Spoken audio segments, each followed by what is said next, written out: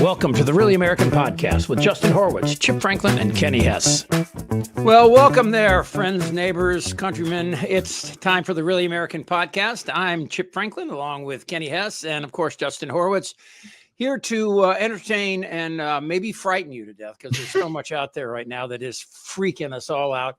Probably if you're looking at your retirement, your 401k in the last 2 weeks, then don't. Yeah, you're crap in the bed. But again, it's not they'll tell you from day one, this is, look at it over 20 years. I mean, unless of course you're like 80, and then you're screwed. But we do have a lot to talk about. What's happening in the market is a direct result of the uncertainty that Trump has created by, calling for tariffs and pulling them back, and then calling for more and then pulling them back. And there's a story breaking today how Canada has decided to lift the 25% surcharge for the electricity that they send to the States, I guess as a gesture. But I mean, here's a question for you guys, about Canada and about forget Mexico and Greenland and all that right now.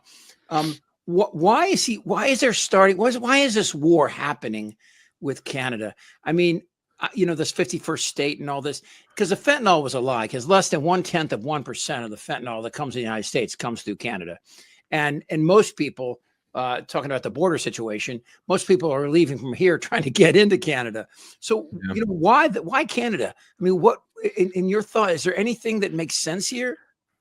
The only thing that makes sense in the context of Canada, honestly, is if you look at it and think, whoever is designing this policy Trump's putting forward wants to destroy this country. I mean, it's the most successful trading relationship in the history of the world, the US and Canada. And so the only thing I can gather is, like, whether it's Russia, China, Elon Musk, some type of bad actor wants to see this country go down. And so what you would do in a scenario like that is frankly destroy your best trading relationships, cripple the American economy, in the name of, they claim, defending workers. But I don't see how this helps workers at all. It's crazy. And you have people like Kudlow and your traditional, Forbes and other people that are just going, I don't get it either. But let me ask you this, Justin. Who is that person? I mean, is Trump operating alone here? When he sits down with Musk and Musk starts talking about, Social Security and everything like that, I mean, he's got to have somebody. He used to have Tillerson or Kelly or, Mattis or Miller, anybody that could talk to him about this. Who's got his ear? I mean, it looks like that this is a more tactical Trump administration than the first term. It's comprised of yes men. It's comprised of a tactical authoritarian in Elon Musk. You don't have the traditional, the Paul Ryans of the first term, people to actually push back on him, the John Boltons, people with differing worldviews that are more the classical Republican Party.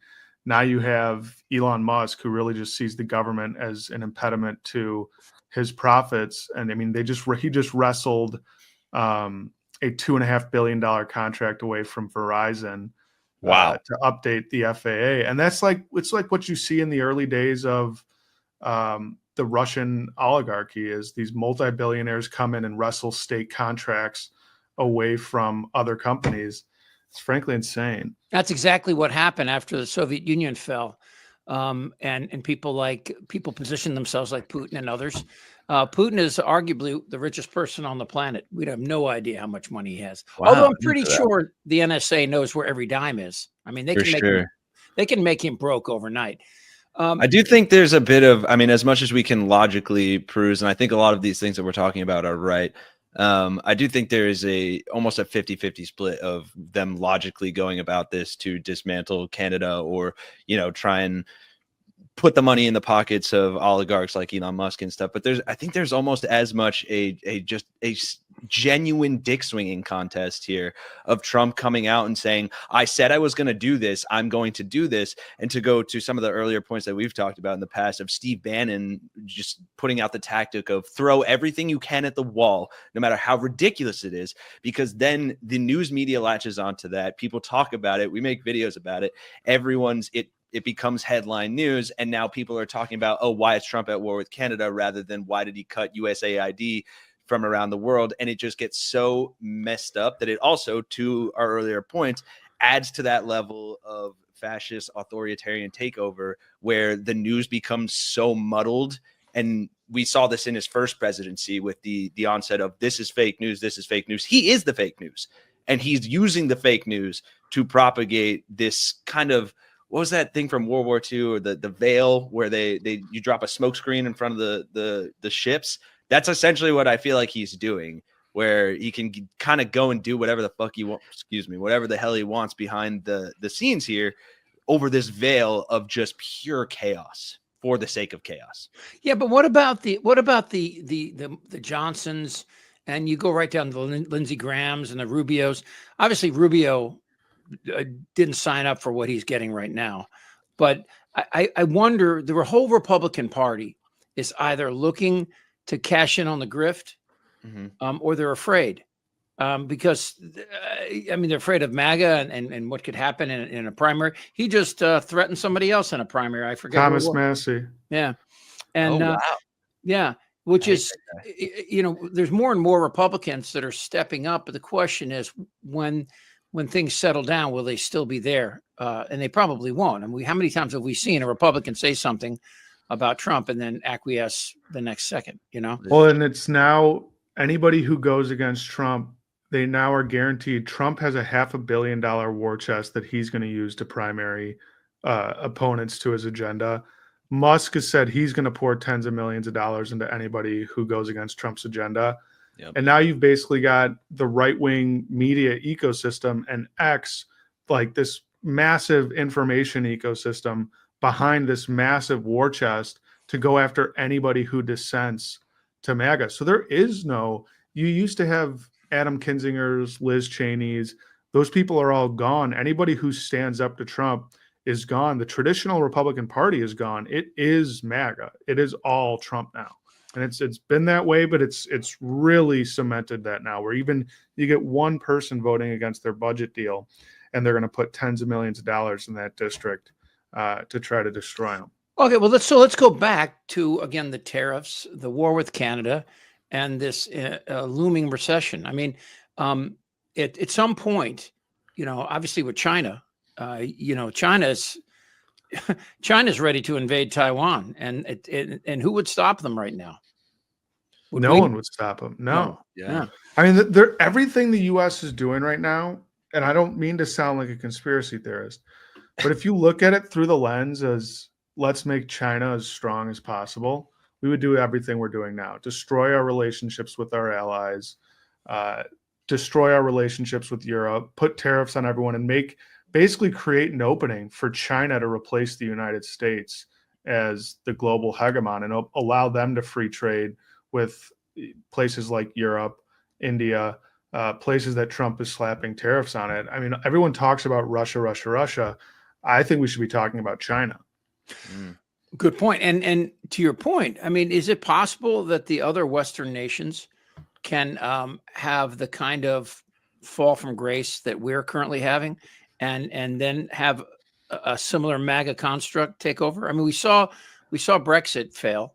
We have in Germany, we saw the AFL or ALF, AFG, thank you, party finish. I think they got 20% of the vote, which was much higher than people expected. And they were number one with young people, which is a similar trend in America. Mm-hmm. Yeah, well, I mean, if you try to figure out, what's going to happen in these other countries, you have to look at their history. I think Europe has a history that is wiser and has more experience in dealing with this. Having the Second World War, their parents can remember it, and you ask the question, what's going to happen next? And I think that they have a different perspective than we do, and that might keep them in NATO and keep them together. I mean, it's they might, but the young people don't feel that way. The young people don't have the same historical perspective, and that's why AfD, this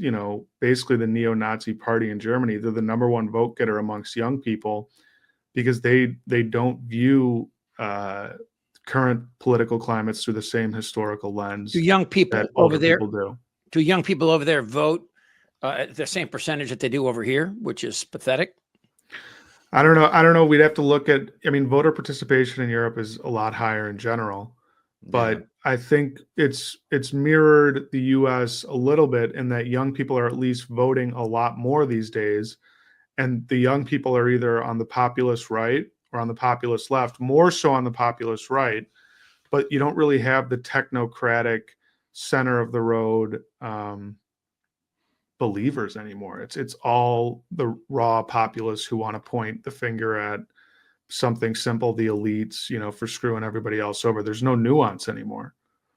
Yeah. So of the 4 bullet points that Trump is, I guess, leaned apart against, with the 51st state, you know, occupying Greenland, Mexico, and sending troops in to try to find the cartel members.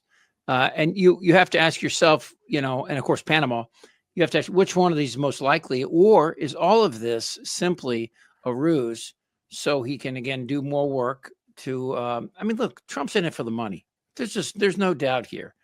There's no consistent ideology that this guy says other than money. I mean, he can't, you know, if he were a non-president in whatever role he has, I mean, there's no bank in America that's going to lend this guy money. I mean, Russia was the last bank that lent him money. I mean, you know, he can't go anywhere without that office. Yeah, right. That's actually a really good point, because I remember, I think I just found it actually. I saw this Wired article that was released last week about people paying millions of dollars to dine with Donald Trump at Mar-a-Lago. Jesus. And in part of I mean, that's par for the course, right?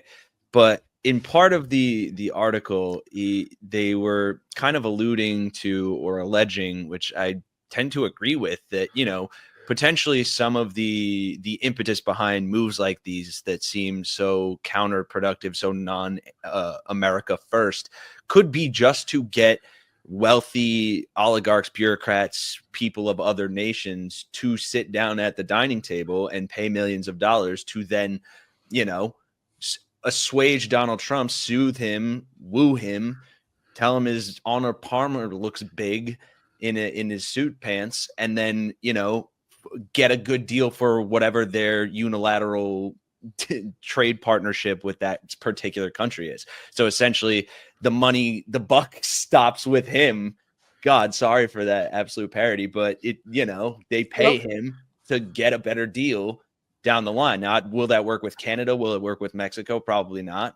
At least not now, not with Justin Trudeau in the Liberal Party there. But you could see a world in which, let's say, you know, the AFD does get much stronger, though I don't know it will in Trump's time, but, you know, some of these other more authoritarian nations, they just come to the dining table and pay him to just get a better deal.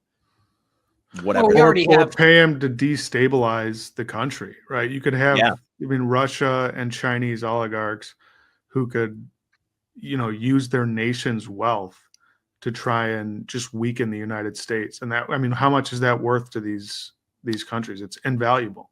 It's invaluable to a country like China. And there's a million different ways they could funnel money to Trump now. They can do it through his meme coin, the Trump coin.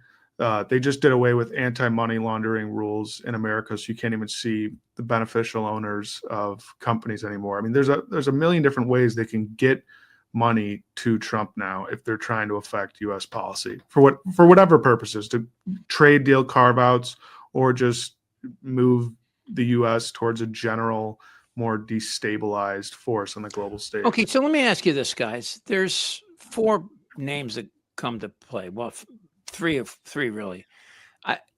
I just don't see Kavanaugh, Gorsuch, and Barrett buying into this. Recently, we've seen Coney Barrett push back and you know, get called names, woke. You know, MAGA attacked her.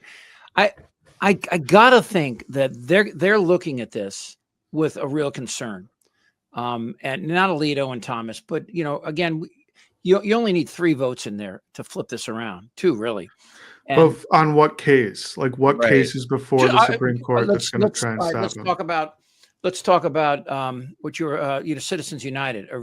When Citizens United, essentially the whole idea behind it is that money is speech. that I'm allowed to give money towards something I believe in, and that I become an advocate for myself with that money. And I don't think that that's what what's happening right now, and the ability to move money around, this dark money, and to move it directly to candidates through, like you mentioned, the Bitcoin. I can't imagine that's what they were thinking in 2007. I just can't. Yeah, but if you're thinking they're going to take up Citizens United and rule it the other way, it's just they not don't have to happen. do that. There are no cases in front of the Supreme Court right now that are going to check many of the things that Trump is doing.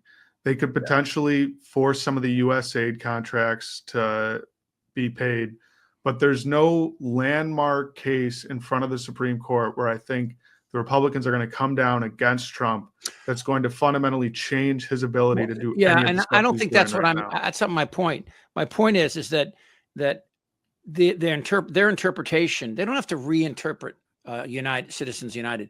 What they have to do is enforce it as it was written into law. As it was observed and viewed by the Supreme Court.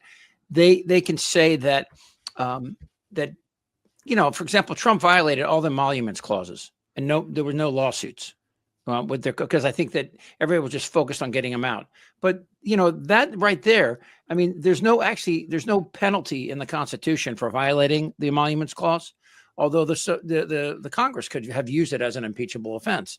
I mean, there are things that he's doing now, and back to my point, that I think these conservatives, and these people are conservatives, they're not MAGA.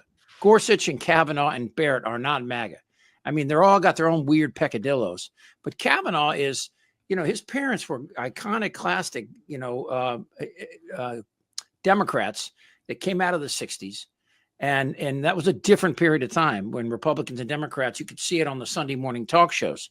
There was this kind of, again, social media changed all of it, but this kind of respect for decorum and for conversation that is totally lost right now. So back to that, I wonder if those three justices are looking at this with the same concern that, a majority of Americans have now. Well, I mean, these are the same justices who provided Trump absolute immunity. And that's not exactly true. People say that. What they said is they sent the cases back to lower courts to be adjudicated. They never actually gave him absolute immunity for, definitely not for things that are illegal. Well, for presidential acts, right? They gave him immunity scope of what the Constitution. Right. So then it becomes what constitutes a presidential act, but the interpretation of that was basically to provide him with immunity. That's why legal scholars across the country, after that ruling came down, basically said you just made the presidency a king. Yeah. There's basically no accountability.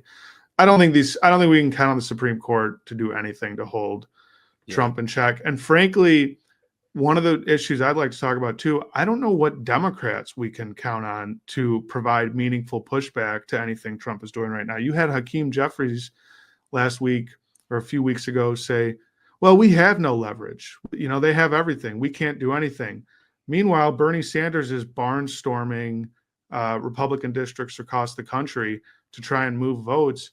We need Democratic leaders and stop trying to count on, well, what Republicans are going to stop him. Republicans aren't going to stop him.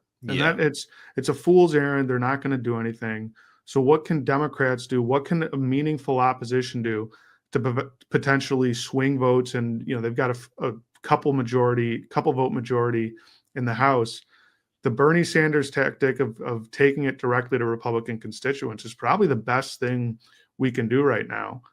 Is to get in people's faces and try to change votes. But that's really it. Yeah. What do you mean by get in their faces? Well, you see at these town halls, these constituents get in the Republicans' faces because people like Bernie are going and saying they're going to swing districts that are Republican and saying to constituents, they're about to cut your Medicaid, show up and get in your representative's face and let them know you're not going to vote for them if you vote for this, basically this massive, multi-trillion-dollar bailout for America's billionaires that cuts Medicaid, and that can be effective. That's all politics is local.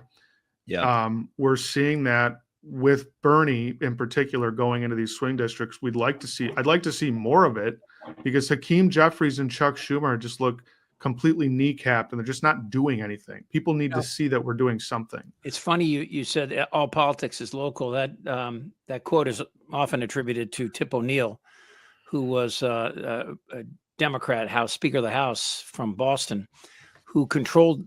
But this is back in the old days when these guys were like Chicago politicians. They had when you came in, the whip sat you down and said, "This is what we're doing for your 2 years, and you're going to fall right in line."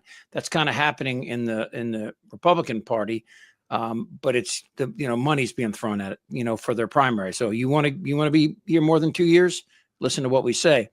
But the idea that going in and trying to frighten these guys, knowing that you have the power of these oligarchs and these billionaires behind them to either primary them out or to just put so much dark money into attack ads, and the truth doesn't even matter anymore. Right. So is there anything we can do to change public opinion in those districts that counteracts or outweighs the money that Musk and Trump are going to put into those districts? And I think there is, right? Money is only valuable up to a certain extent. You cut somebody's Medicaid and they know you're going to cut their Medicaid. You can put as many ads on TV that you want. You're not going to change that person's opinion if you get onto the ground and inform them of what's happening. And I think that is the goal of the grassroots organizing of the Bernie Sanders types, of people who are riling up constituents in these districts to say, let your representative know you will vote them out. And all I'm saying is I have seen no meaningful opposition from the Democrats. We see some coordinated messaging on Twitter. That's crap. We see Hakeem Jeffries attacking the quote far left and saying, oh, we're taking a meaningful middle approach. There is no real opposition here. And frankly, that's why I'm of belief we need to clean house in the Democratic Party. I completely fundamentally agree. What do you mean clean house? I think we need new leaders in both chambers. I don't think Hakeem Jeffries or Chuck Schumer is up to the task at hand. I think what's going on in this country is unprecedented, and it requires an unprecedented opposition. You don't have remarkable leaders. You have milquetoast leaders who frankly, I don't even know what they believe in. Hakeem Jeffries, he speaks this matter of fact. There's no real charisma, no opposition. Chuck Schumer's been there for decades. He's the one who told us for every working class white we lose, we'll pick up 2 suburban mothers in 2012. I mean, these people's strategies for how to win elections has proven not to work. They are losers to this MAGA extremist movement. And when you lose, you change the coach, period. Well, in 2016, the Democrats won the popular vote. They won it again in 2020. People didn't show up in 2024 for whatever reason. I think that there's still strength in the party, as evidenced by the continued assault by AOC and Crockett and others that are outspoken. I don't think when you look at somebody like Newsom, who changed horses midstream with the trans women in sports, trans men in sports, and interviewing Charlie Kirk on his podcast. Well, let me ask you something about that. All right, so what's your thoughts on that? Was that as bad as it seems? I don't know. I mean, I was actually a good idea over it. I think Kirk anyway. What Charlie Kirk has actually come out and said some of the most racist shit I've ever heard. Talking about Civil Rights Act should be repealed. We don't need the Civil Rights Act and things of that such. But I mean, I just think Newsom is a guy that sees that. Wait a second, that iconoclastic liberal Democrat can't win now. I kind of agree. And look, I mean, I'm battling with my own emotions here because I think Charlie Kirk is an abhorrent human being and he's a piece of garbage. And platforming him feels incredibly morally wrong, even though, but then again, to the counterpoint, and Newsom said this on the podcast as well, is like his son is a huge fan of Charlie Kirk. And so it's like, how do you reach these people that we've already lost if we're not at least trying to cross to the other side and bridge the gap? I don't know that he should have been as flattering or like fucking, ooh, Charlie Kirk's on my podcast. Right. Like when he was interviewing him, like that fucking was cringe as hell. But yeah, I do think that there is a strategic point because to doing what he did. He mentioned in the podcast, James Carville's wrote an op-ed or something where he was like, oh, Democrats need a strategic retreat to regroup and figure out their strategy. And Newsom was like, hell no. Like, why would we go hide in the woodwork when there's work to be done, when there's people to be reached? And that kind of goes to the Bernie thing as well. Like, these people are going to recognize if you go and you show up and you talk to them directly, because obviously the messaging from the Democrats, and at least the messaging that is going out to the populace, is completely misaligned. It is not hitting the mark, and it is missing huge swaths of the country, whether it is the actual MAGA people who, you know what, maybe they're too far gone. They likely are. Or it's those middle of the road people that just aren't getting that messaging, or if it's the far left or anyone in between. It's a matter of getting there and literally taking the evidence and putting it in their damn faces and saying, but Kenny, what is the Democrats' message other than the Republicans are the worst people in the world? Well, that's, I think, what they need to work on. And that is what they need to come up with. But it should be that we are fighting against an oligarchy. You know, we are fighting against a moral just. That I don't think that works. I think you have to come out and literally say, we're never going to cut Medicaid or Social Security ever. We're going to strengthen that. We're only going to tax people that make we're going to reduce your taxes unless you make more than $400,000 a year. We are going to protect you from pollution, and we're going to protect your water and air. I mean, you know, whatever it is. Secure the border. Yeah. Well, I mean, we're talking about the issues that you know, Newsom. Well, they want on trans. Hold on, no, trans and border. Ultimately, that's what the polling showed. And so when you see a Gavin Newsom shift on those issues, it's for a reason, right? I mean, we have to win elections. Wait, hold on. I mean, we all agree that a 6'2" man who's transitioning to a woman should not be able to swim against a 5'2" girl who weighs 80 pounds. Yeah, we may all agree on I just that. don't think we need to decide the outcome of the election of the United States of America based on the 5 people in this country that actually correlates to, or whatever, right? Did you see this? There's actually the more issue people. Is that the elections are being decided exactly on those and that, issues. that So pisses me off to no end.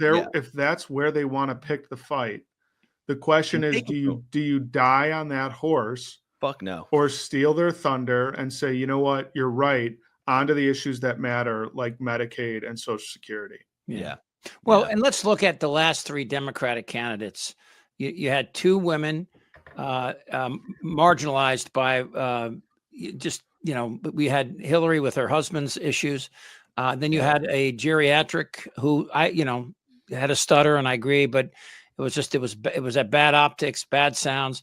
And then you had Kamala, who, basically started running in July. I mean, it was everything that they could do to F that up. It reminds me of, the whole just kneecap ourselves every single time. But go on, sorry. Well, we do that because, again, I guess we're trying to be symbolic of what we think America should look like, Right. But, Obama didn't as much run as a black man as he did as just a really knowledgeable leader who found a way to speak to, white Americans that have never voted for an African American in a language that they was palatable, if not inspirational, I think the potentially the biggest screw up that I could see the Democrats doing from here, and I hate to put it this way, but that's how little faith I have in them, is doing the things we kind of just talked about, running on these really like just foofy kind of, we need to be better and morally high class and whatever, and to not take the real tangible statistically, like we will have the numbers for the economic damage that Trump and this Republican Party and these MAGA morons are reaping on themselves, on the country writ large, and to not take the direct examples and put them in people's faces and say, this is what just happened. You saw it. You can't deny it. Get out of this mental reality that you've constructed for yourself, and then make those promises, Chip, that you said that they should, that like, we will not do this. We will not do this. We will bring you this. And to stick to their guns and just go in with these like things that we can prove. What did you guys think? What did you think of the 10 Democrats voting to censure Al Green, including Moskowitz? I mean, was that just a sense of duty to the decorum of the House?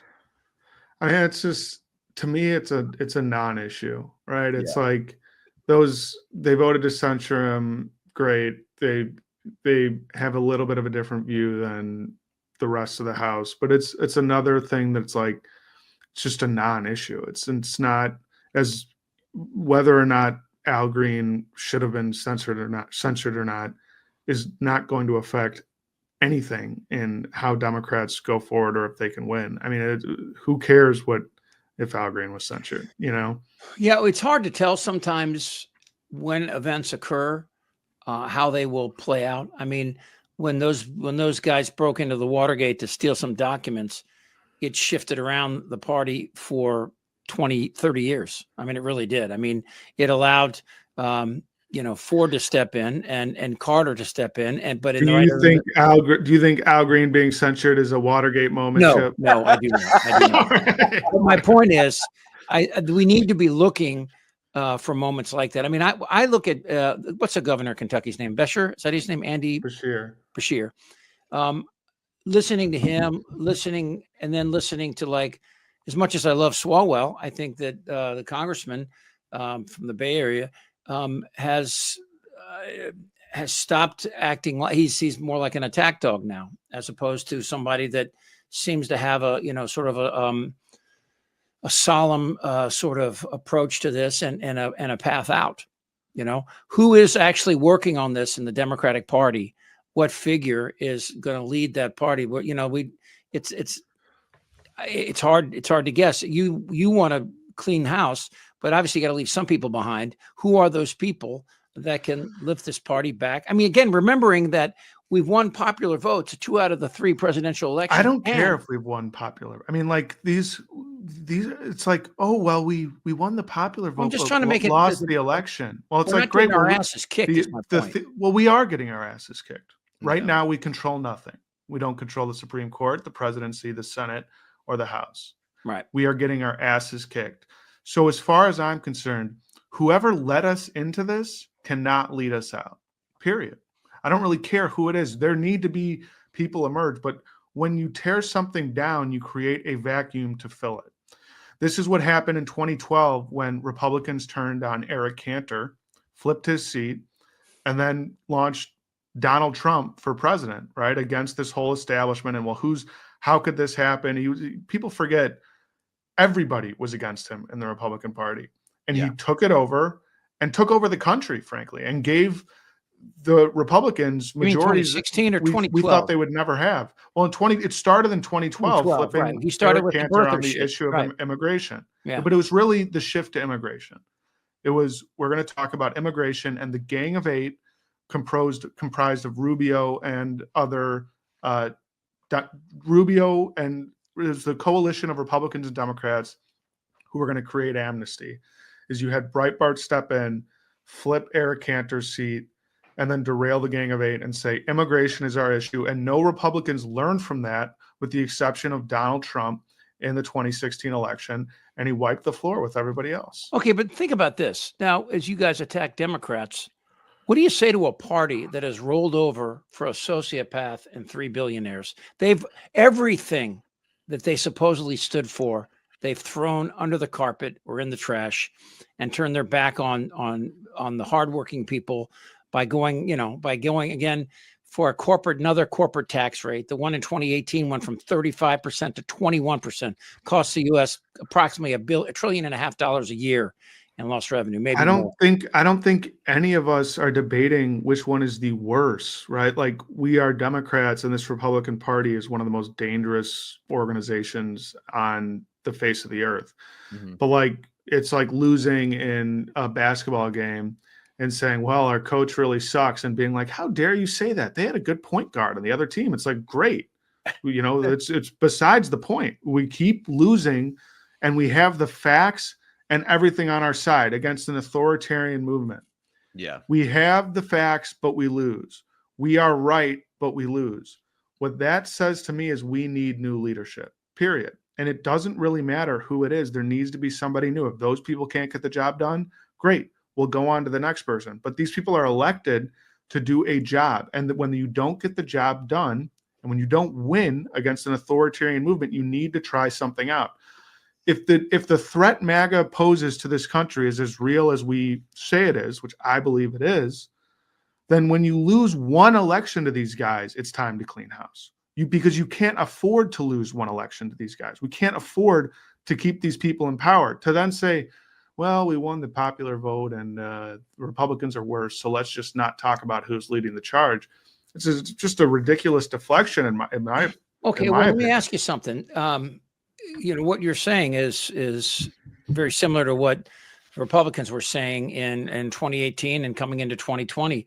You know, 2020, the Democrats had an opportunity to win, the House and the Senate, and they blew that. Now I look at this and I ask myself, all right, so if we want to fix what's wrong with the Democratic Party, how long will that take? And can we afford to give it that kind of time? Who is going to lead this purge?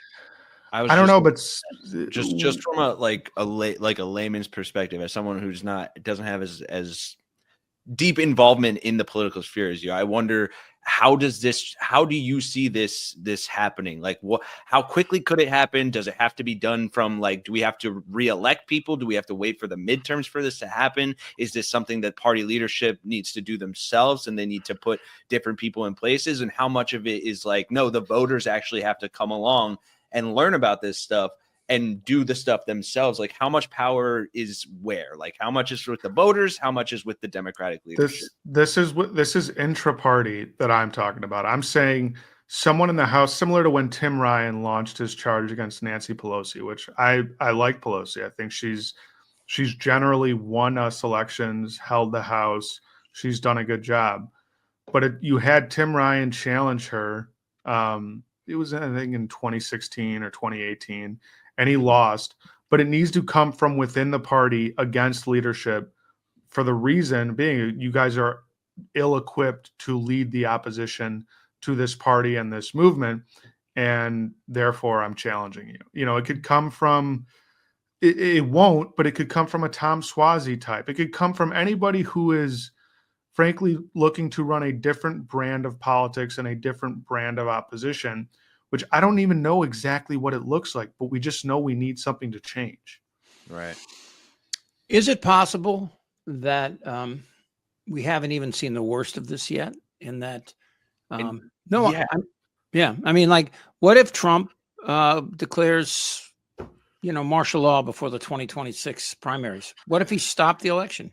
I mean, it's just, of course, we haven't seen the worst of it, but to engage in hypotheticals like that, what's even the point, right? It's like, well, I mean, how about this? What if he declares they've already martial law? spoken to it? I mean, Trump has actually been asked the question. Sure, well, but that you need a more competent leadership that is up to the task of understanding the movement we're dealing with, not leaders who say, well, we have no power, have no leverage, so what can we do?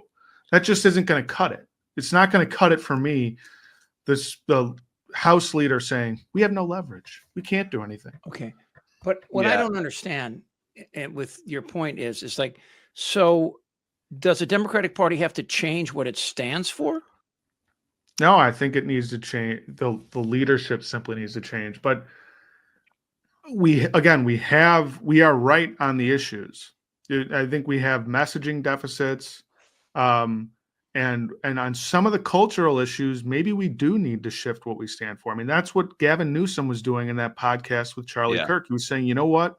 On those two issues that crushed us, border security and the transgender sports, you know what? Let's just seat them. Let's see that, yes, we can have a secure border, not a mass deportation force, and that we're not gonna let you guys play this trans sports issue anymore because it's not that big of an issue, and we're not willing to die on that. Well, Texas has a bill that's trying to get out of committee right now that would make it illegal to refer to yourself as trans in Texas.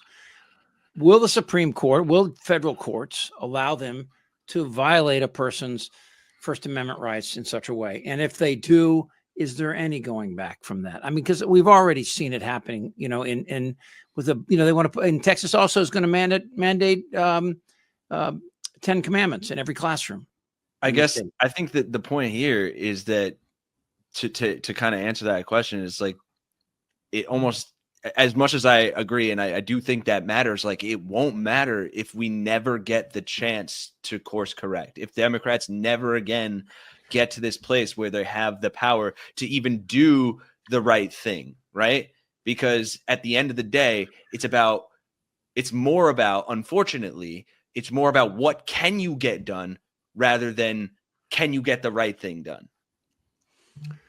Does that make sense? I mean, there will be people along that way that none of us are LGBT or African American, or, you know, so there are people who along this way will have to deal with these this transition, and for us to say that, you know, we're going to have to soften our tone and our protection of people that we pretend to care about now, that of course immigrants and, you know, people of color and, you know, just people that are different.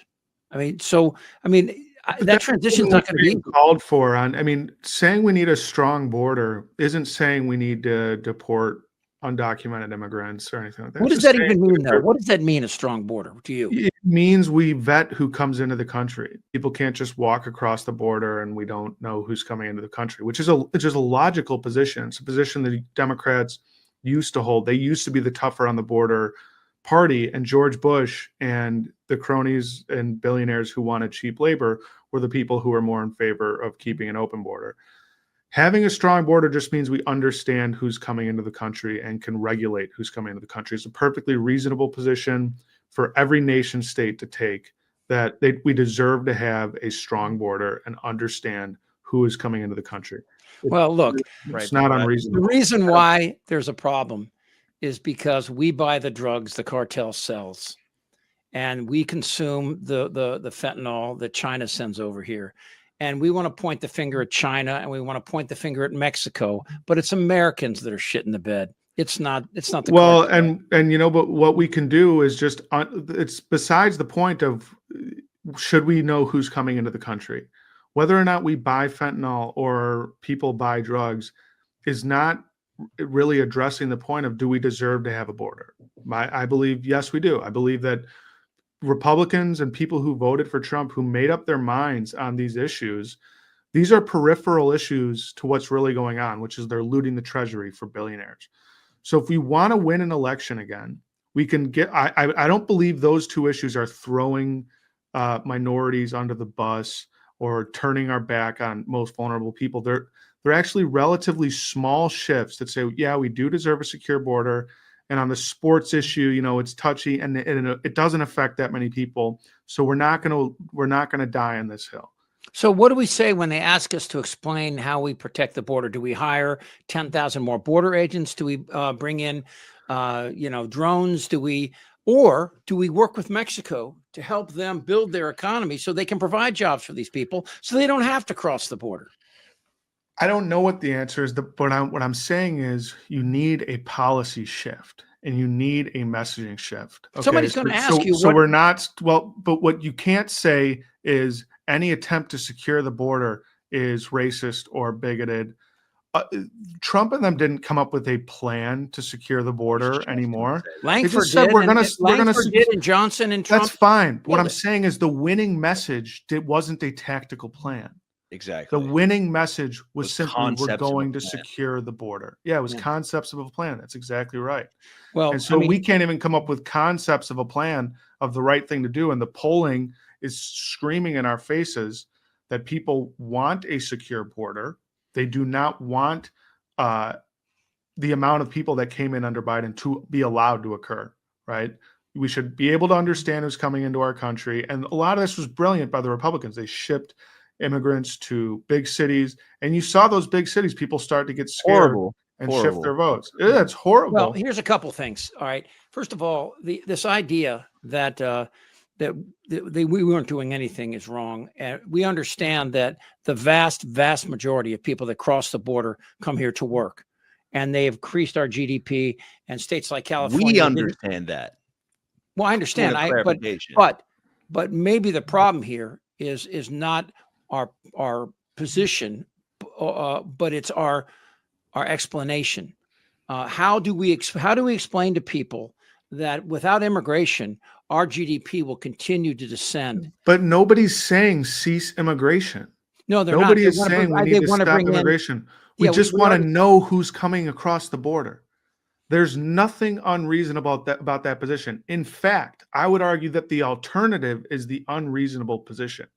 That no, we don't need to know. I mean, when Republicans stand up there and say, we want to know who's coming across our border, and Democrats go, whoa, that's listen to that rhetoric. You sound insane. It's like, what do you mean? We're a country. We're a nation state. We absolutely deserve to know who's coming into the country. So arguing anything to the alternative looks like craziness to a lot of the electorate.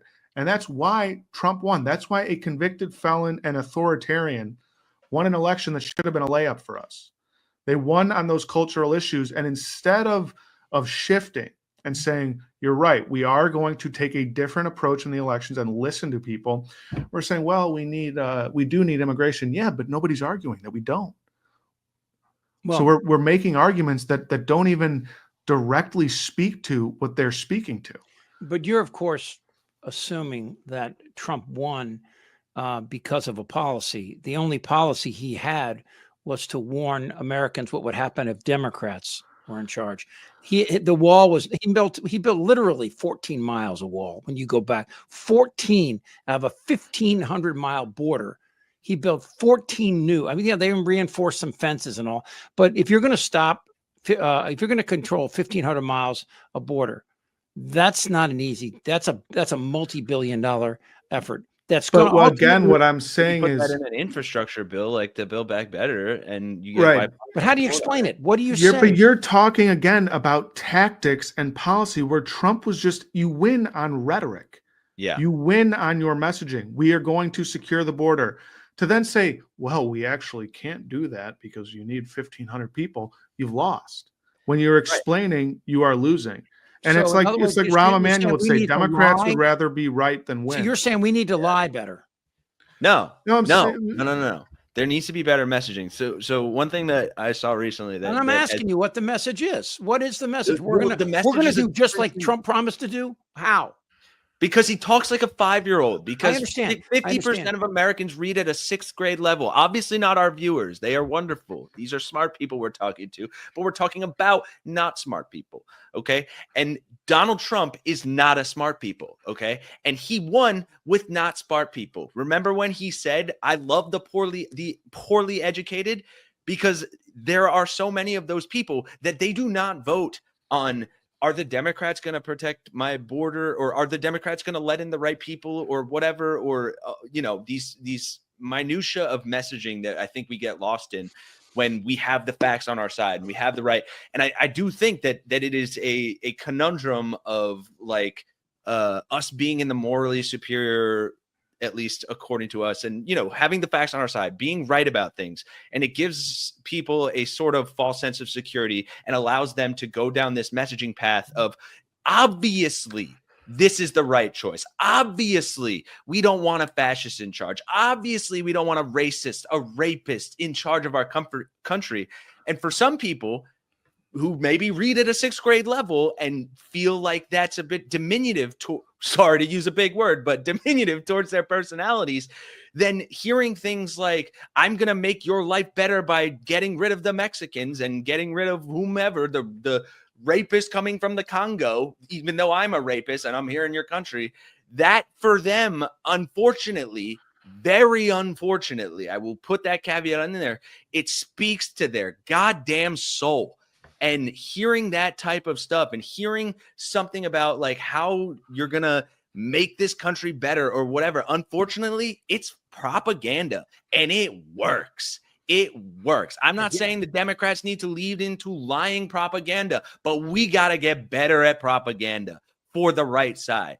Like, there is just something completely fucked about everything that we've been doing. Here's the thing putting about Joe Biden propaganda. forward.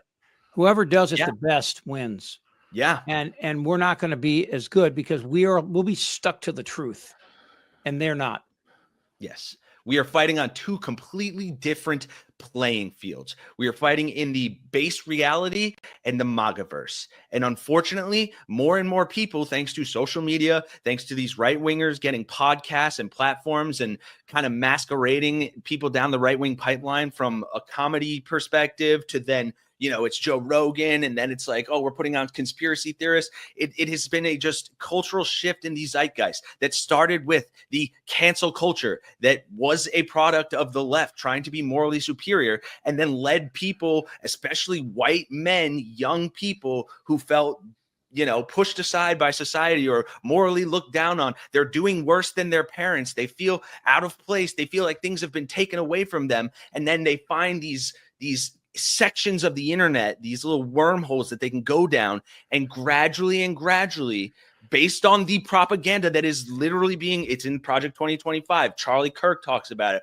All these right-wing influencers, they talk about it. They are being slowly pipelined down to this pathway of viewing the world that is factually inaccurate, but it fits their mold. And people at their best are logical, but we are not dealing with people at their best. So the video I did today, I finished writing and shooting it a few minutes ago, is Bill Burr, and the way he speaks. Burr is a really interesting mix of you know, middle America's views about the world, about oligarchs, about people with money and how they don't trust them, aligned with you know, a good kick in the teeth when you F up. You know, and I look at this and I think to myself, I found some really interesting video of other comedians that were political over time, and it really hasn't changed much in the last 40 years. I found a video of George Carlin in the mid 70s talking about, don't blame politicians, blame yourselves, because you're the idiots that put these guys there. It's not their fault. They were born that way. You're the idiots that put them there. And I thought, oh my God, this thing, you know, so that's. And let me ask you a question, Justin, because I think this is something that, you know, as a Midwesterner, you have a handle on better. I mean, I look at your governor, and, you know, his comments recently, I think, exploded across the web because they seem so plain spoken. He's a really easy guy to listen to, along with Shapiro. If either of those guys had run for 2024, if Biden had stepped down, and said, I'm not going to run again, and those guys had a whole time to run through the primaries, would they have won in 2024? It's possible. I mean, I think Kamala was unfortunately just not a great candidate. Who came in late, which made it even harder. Right. So, I mean, it's certainly possible. And if Biden had stepped aside sooner, maybe we'd know the answer. But well, right now there's probably 5 or 6 Democrats that are thinking about running for president, and I can guarantee you, none of them are the ones we want. And that's what's that? Who do you think those are? Oh, I'm just kind of pulling that out of my ass. I don't know. I mean, I would love to see it. Pritzker, Newsom, Shapiro. I think Shapiro and Pritzker are great possible candidates. I also think, you know, Bashir as well, and I think that.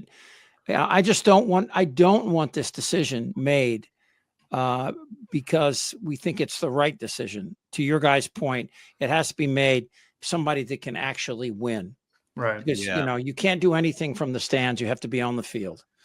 Yeah. All we can do is make satirical YouTube videos from the stands, unfortunately. Well, I mean, you know, I do believe that social media, which has hurt us for the most part ever since Cambridge Analytica, I think also has hope for getting messages out as well. Yeah. You know, and I think that, you know, a good example, you know, we've gone kind of parallel.